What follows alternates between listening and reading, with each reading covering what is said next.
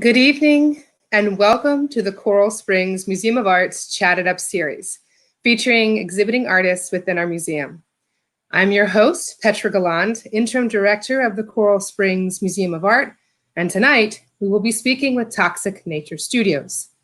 However, before we begin, I'd like to thank the Florida Department of State Division of Cultural Affairs, Broward County Cultural Division, and the Broward County Board of County Commissioners, the City of Coral Springs, museum members, and the Museum Board of Members, Scott Brook, Joy Carter, Sean Serra, Larry Vignola, and Joshua Simmons, whose support to the Coral Springs Museum of Art provides the local community engaging art experiences such as this evening's Chatted Up series.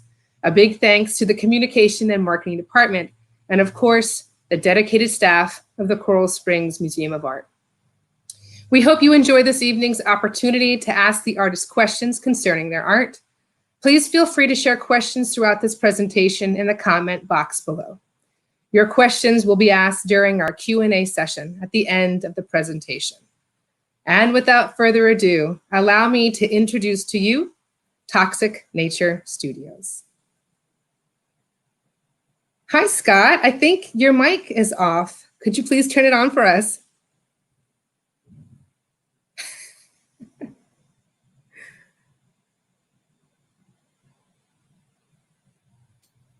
Hi there. How are you? Fantastic. Good. How are you doing this evening? Sorry about that. That's okay. This is great. We're so glad to have you here this evening. It's very exciting to be the first amongst many that are doing the Chatted Up series for the Coral Springs Museum of Art. I wish, of course, we were actually at the museum, but this is the next best thing. Absolutely, I would agree. And again, I thank you so much for taking the time out to chat with us about how trash has influenced your art. Maybe you could tell us a little bit more this evening about how that came about. Well, I'm definitely going to do that, but I'm going to do it with a PowerPoint, which I will pull up now. So just 1 second.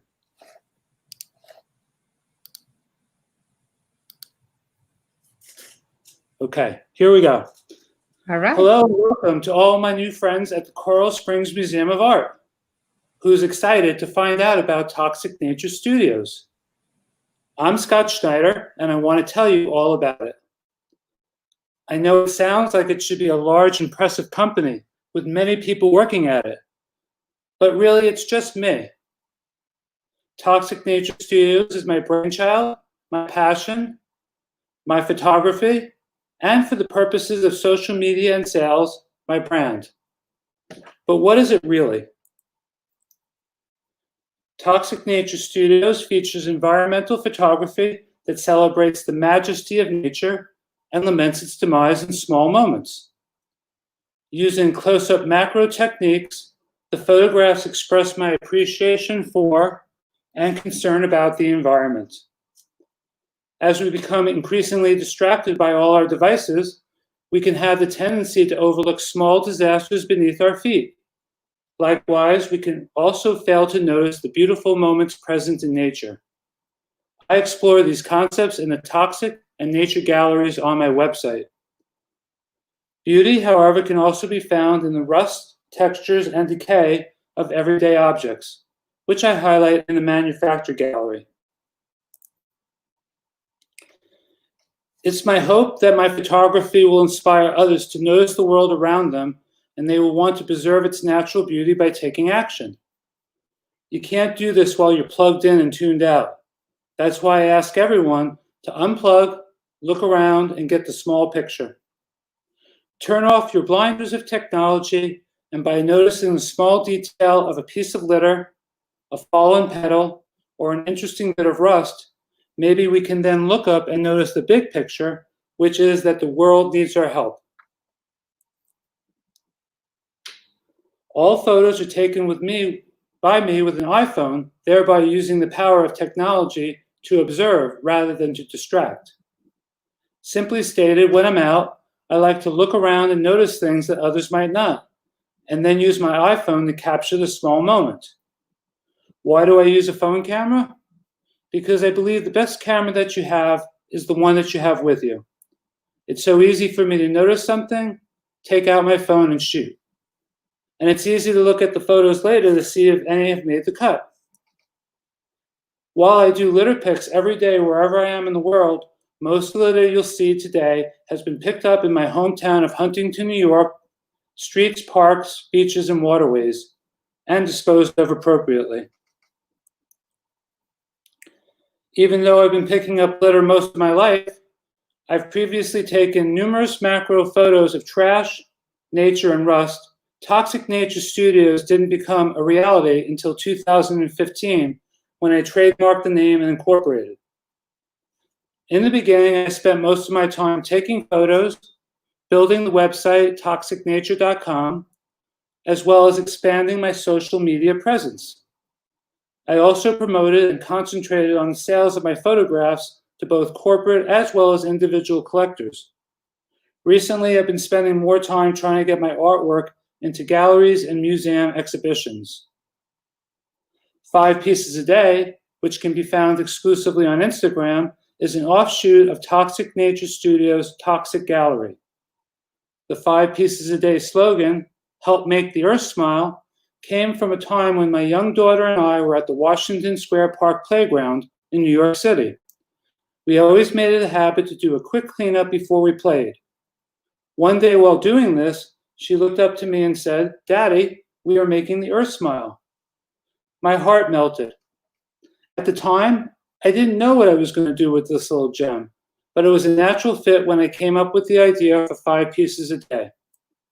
While there are photographs of litter on both 5 Pieces a Day as well as Toxic Nature Studios, the Toxic Gallery features more artistic and macro ones, while 5 Pieces a Day features photographs of the large piles of litter that I pick up each day in order to encourage others to try and do better for the planet.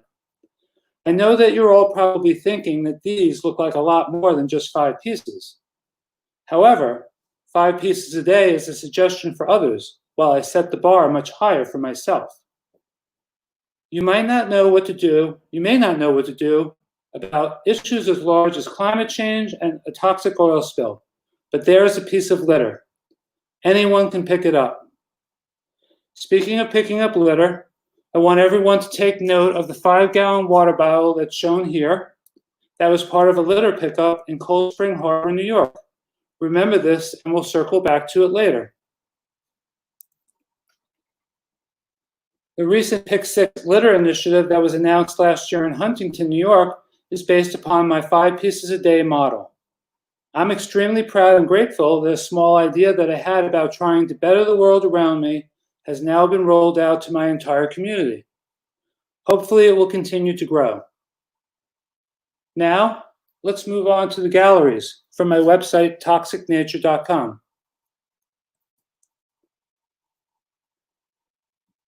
In the Toxic Gallery, Nothing But Flowers, which was photographed in New York City, November 2018, is one of my favorites because even though it is housed here, it is one of those rare photos that incorporates elements of all 3 galleries.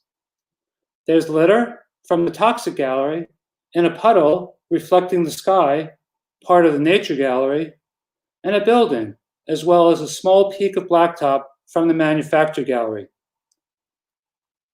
Lately, I've been creating archival digital pigment prints on bamboo paper, which is highly sustainable, using environmentally friendly inks and magnets to hang my work.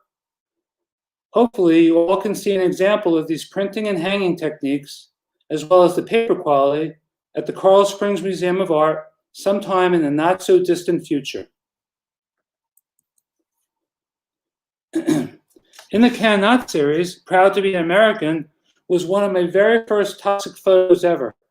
When I saw how beautiful it was framed in a large size, it inspired me to continue to try and find the beauty in the ugliness of litter. Shine On You Crazy Diamond is an early favorite that's a prime example of accidental art. Both of these photos were taken with an iPhone 5 many years before I started Toxic Nature Studios. And Spotted Fever received an honorable mention in the Art League of Long Island's members exhibition. Cigarette butts and packs in the next slide offer a disturbing look into some of our roadside litter. Although not everyone wants a toxic photo for their home or office, toxic photos like these, and proud to be an American, which are referred to as turds of consumerism because they have brand recognition, are amongst my most popular in terms of sales.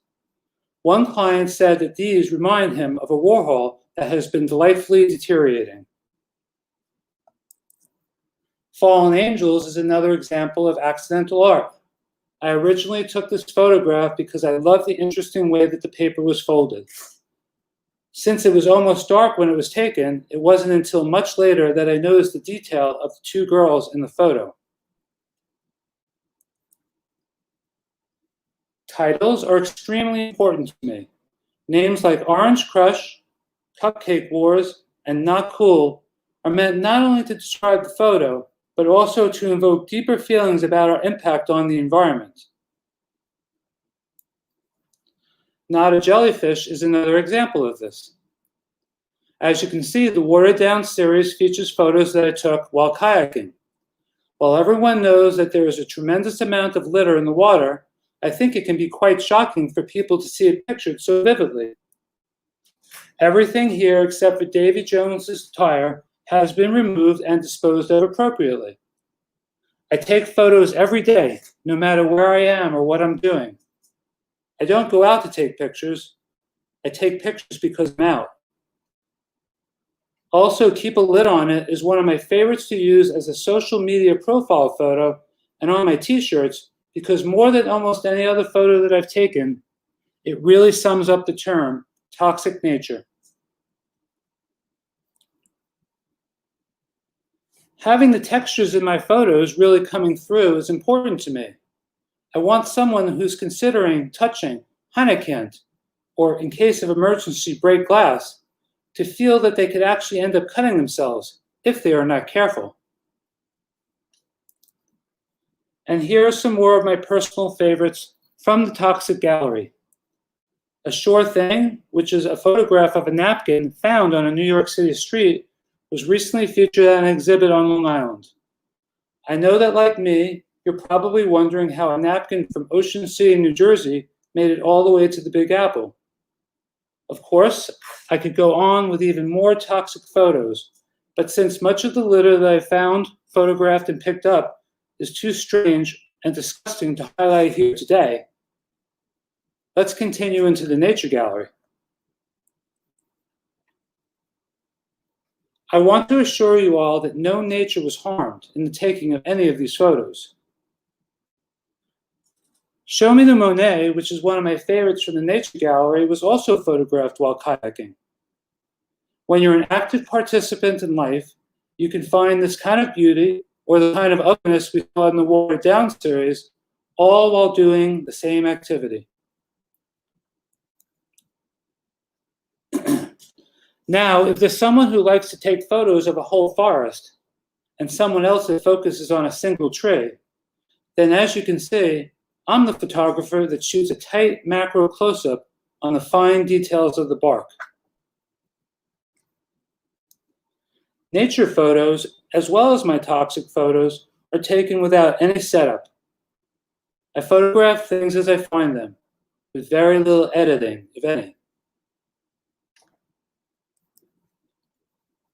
The inner circle, pictured here, was donated to and purchased at an auction at the museum to benefit the survivors of the Parkland shootings. Also, a portion of all my sales is donated to charities that focus on protecting the environment. The Trio series is very interesting, as it's a bit different from my usual macro shots. I photographed this tree during different weather events through a window. Winter sky was photographed through a sheet of ice. Northern Lights was photographed at night with hanging snow and uplighting. And the photograph sun shower is self-explanatory. The series has been well received by clients, as well as local adjudicated exhibits on Long Island.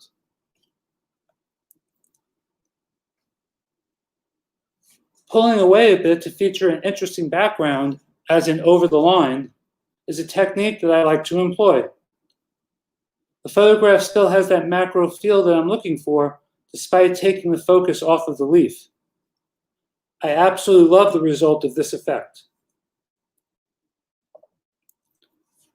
As stated before, I do very little, if any, editing, but sometimes I like to crop the photos even closer to really get in on the fine details of the subject matter.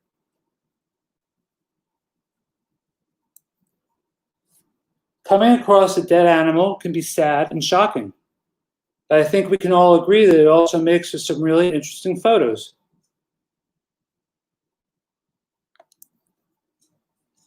Eat your greens is good advice for your children, but put some of these greens on their plate and suddenly that broccoli you've been trying to serve them starts to look pretty good.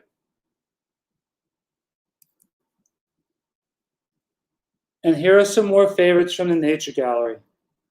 I really love the dreamlike effect that I was able to capture in the photo, Celestial Bodies.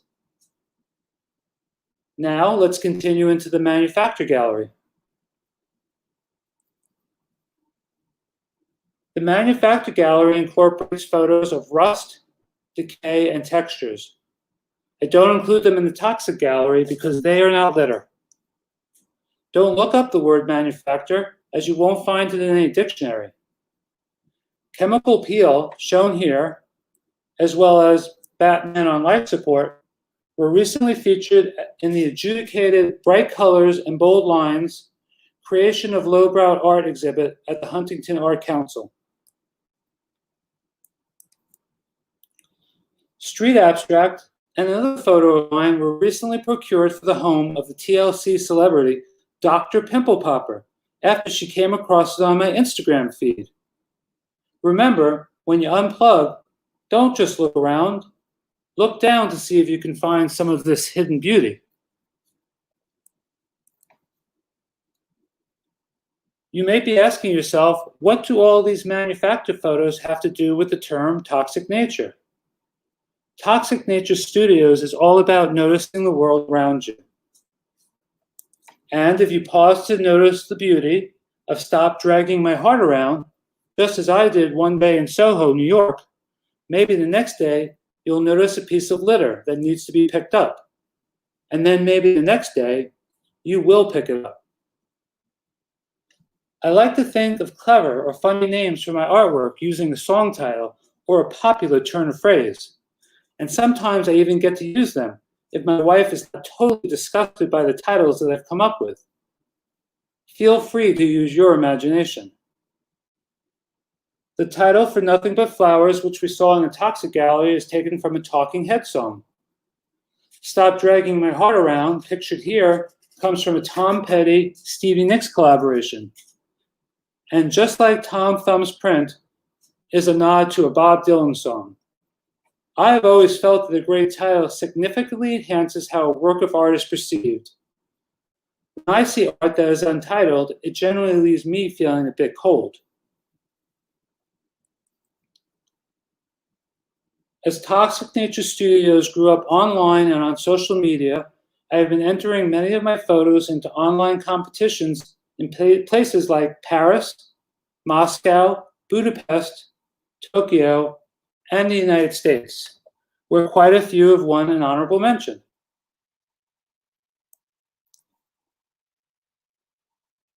In the Manufacture Gallery, as well as the Toxic and Nature Galleries, fading beauty and the delightfully deteriorating aspect of my subjects have a dramatic effect on many of my photos. Don't you feel like you could just reach in and pull off a flake of rust from the photo, dry, flaky skin?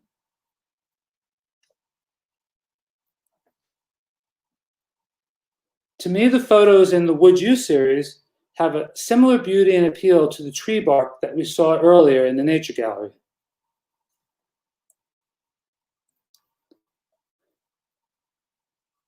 And here are some more favorites from the Manufacture Gallery. Blurred Signs was one of 60 works of art accepted out of 720 submitted into the 59th Annual Art League of Long Island's Artist Exhibit. Also, Crack House is one of my recent photo obsessions. The broken window, not really knowing what's inside of the building and what's a reflection. I feel like this photo has it all, and I really love its composition. When I first started, I could have never imagined that someone who takes photos with an iPhone could be taken seriously in the art world. However, besides my success in online competitions, in the Long Island art scene, and the wonderful opportunity to exhibit at the Coral Springs Museum of Art, I'm also proud to announce that Toxic Nature Studios is currently exhibiting photography at the Arizona State University School of Sustainability.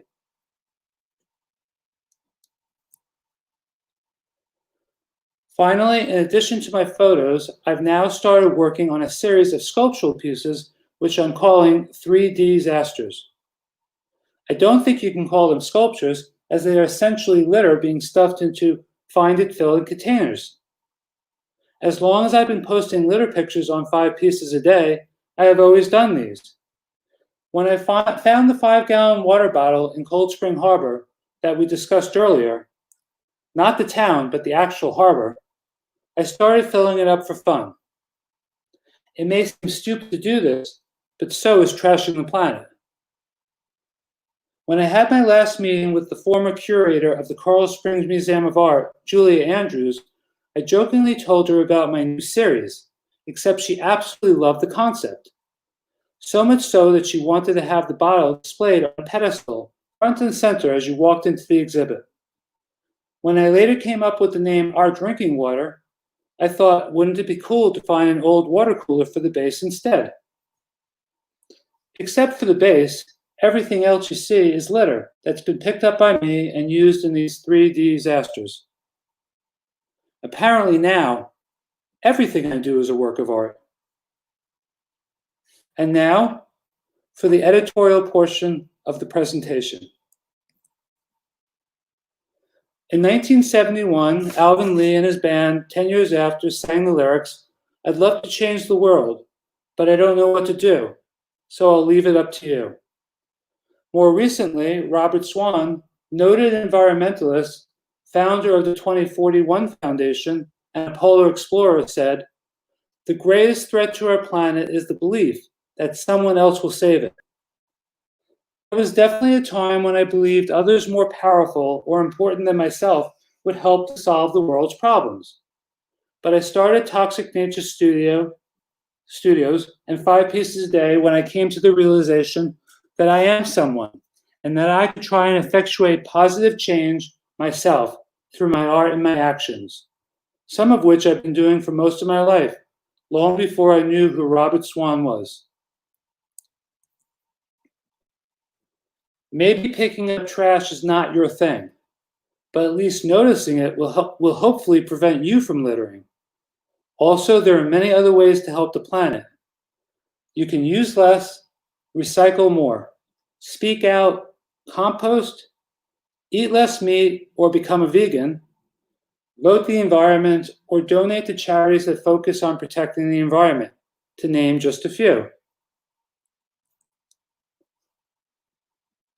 Have I made all of these changes in my life? I can honestly say that I haven't, but I am trying to do better with most of them, except for composting. I haven't quite gotten the hang of that yet. The point is that the Earth and all the species, including us, that call it home, needs our help. So figure out what works for you and stick with it. Remember, hashtag, there is no planet B. In the 1977 hit, Godzilla, Long Island's Blue Oyster Cult sings, "History shows again and again how nature points up the folly of man." When you think about it, isn't climate change like our Godzilla? Even though Godzilla is fiction, climate change is very real. Will we, as they did in those old B movies, band together to fight and defeat this monster that has been created by us? It's hard to say how this whole saving the world thing will turn out. I often wonder if future generations reading about this period in history will read an uplifting tale about how we all work together to save the planet and all of its inhabitants. Or will they instead be reading a tragedy about the folly of man? I don't think any of us can really know. However, since I started Toxic Nature Studios and 5 pieces a day, I've seen a lot more excitement and passion from people and businesses all around the world. So I'm hopeful. But I do believe in order to combat the devastating effects of climate change, all the governments of the world must come together and act as one global community. Stop the wars, the hate, and the petty land disputes. Stop thinking that might equals right and start working together to do what's right for the planet. If enough people speak out and take action, hopefully our world leaders will listen. Finally, in his 2019 anti-plastic song, Don't Throw It Away, blues great Kebmo sings, "'Cause it's a beautiful world, baby, don't you throw it away." I feel like thanks to innovations being generated and actions being taken by forward-thinking countries, companies, and people, maybe we won't throw it all away.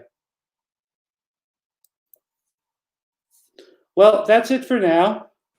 I hope you'll check out my website, toxicnature.com, and find me on Instagram at Toxic Nature Studios, where if you look at my posts starting on March 26, 2020, the original date of the artist reception, you can see a daily post of each of the 55 pieces of art that you would have seen from Toxic Nature Studio in person at the exhibit.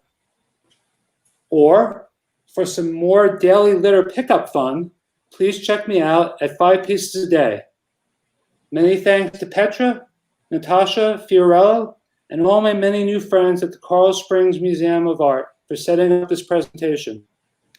Also, thank you to everyone who joined in this evening's Facebook Live. Enjoy the rest of your night, please stay safe, and remember to unplug, look around, and get the small picture. Scott, thank you so much. That was amazing, and it was really powerful, the message that you had about, the world needs our help and the positive change that each of us can contribute to the world to create that change, the vision that we have of creating the positive change.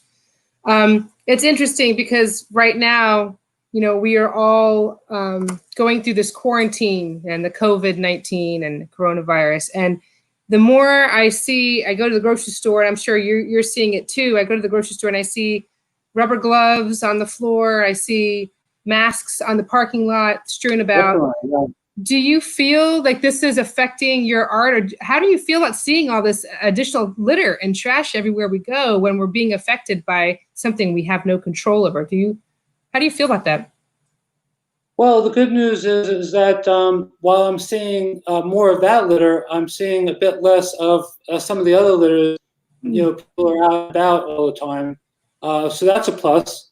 But it is quite disturbing, especially when you think that still doctors and nurses around the world are having trouble finding PPE to keep themselves safe, at the hospitals.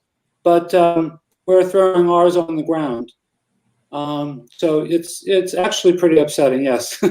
Yeah, it is. Do you feel somehow like, because you have such a connection to the art and the trash, and do you feel like there might be a quarantine series on the horizon for you? Well, I'm not really sure if there'll be like a whole series because it's a little limited in that it's only masks and gloves. But I have definitely taken some really great pictures that I will probably be posting in the near future and hopefully be exhibiting sometime soon as well. Great, yeah, we'll be looking forward. One other interesting thing, I actually on Instagram, one of my new trash pickup buddies that I've recently discovered actually came up with a new Instagram feed, which is just masks and gloves.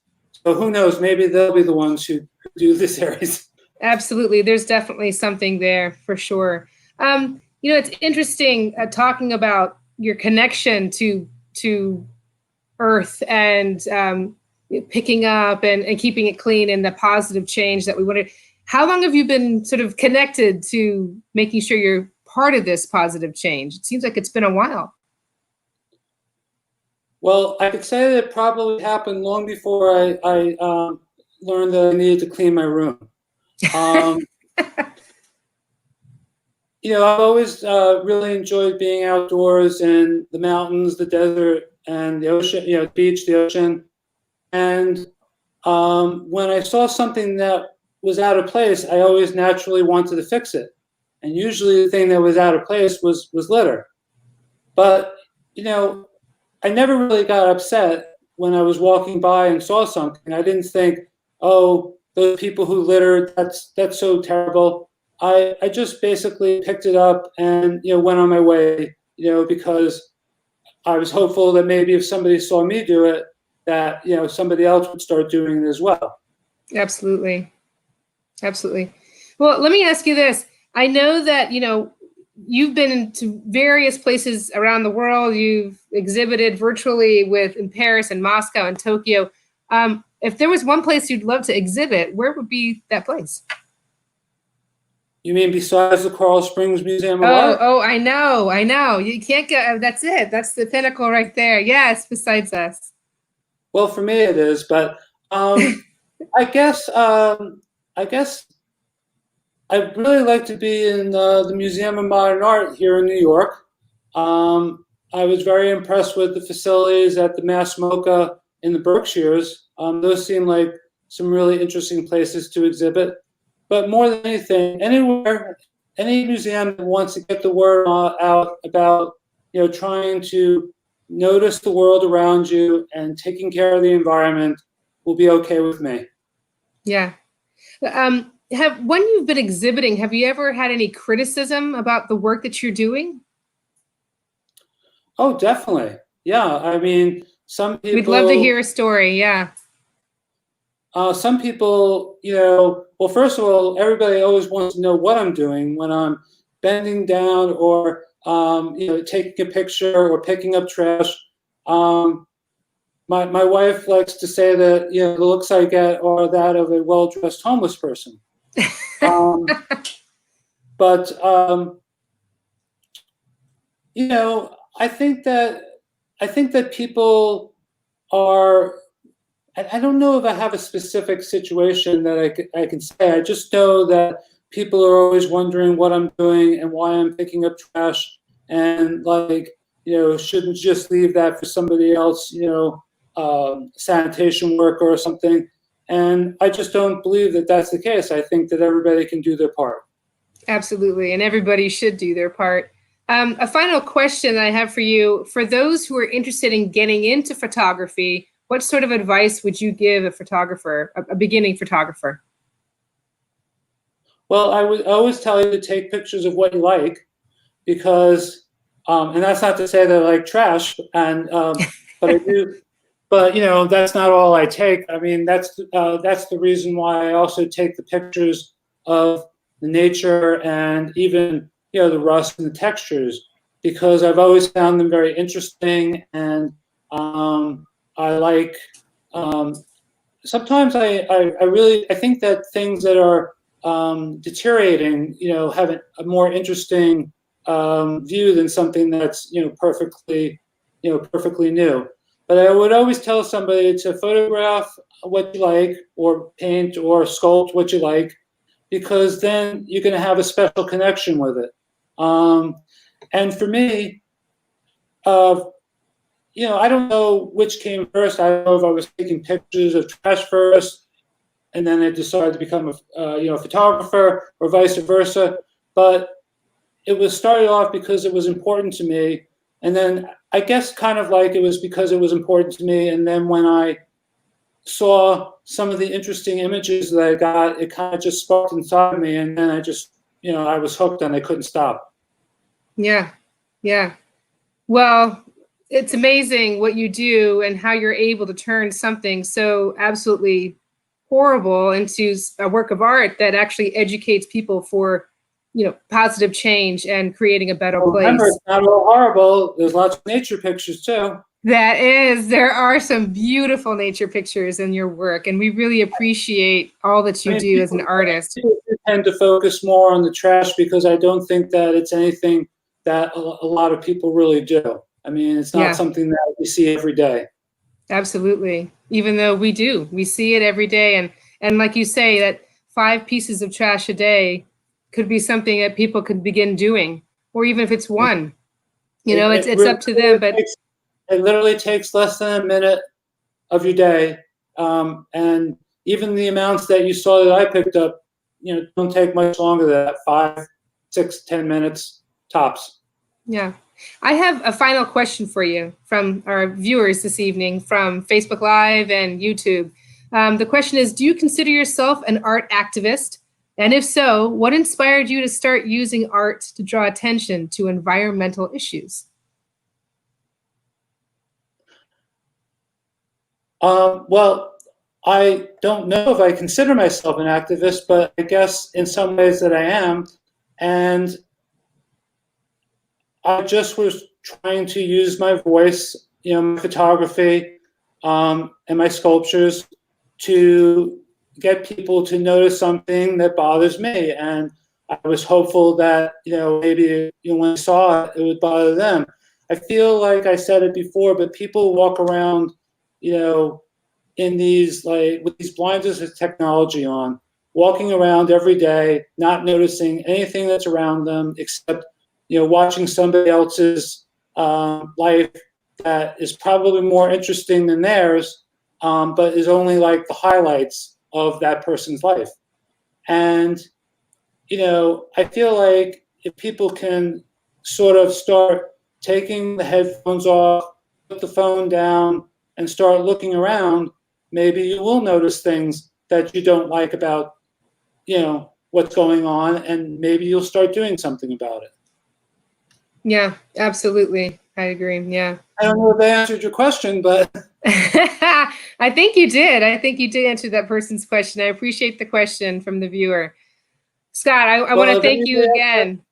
Yeah, and if anybody has any more questions, you can definitely hit me up on the on Instagram or on I have a link, an email link on the website toxicnature.com.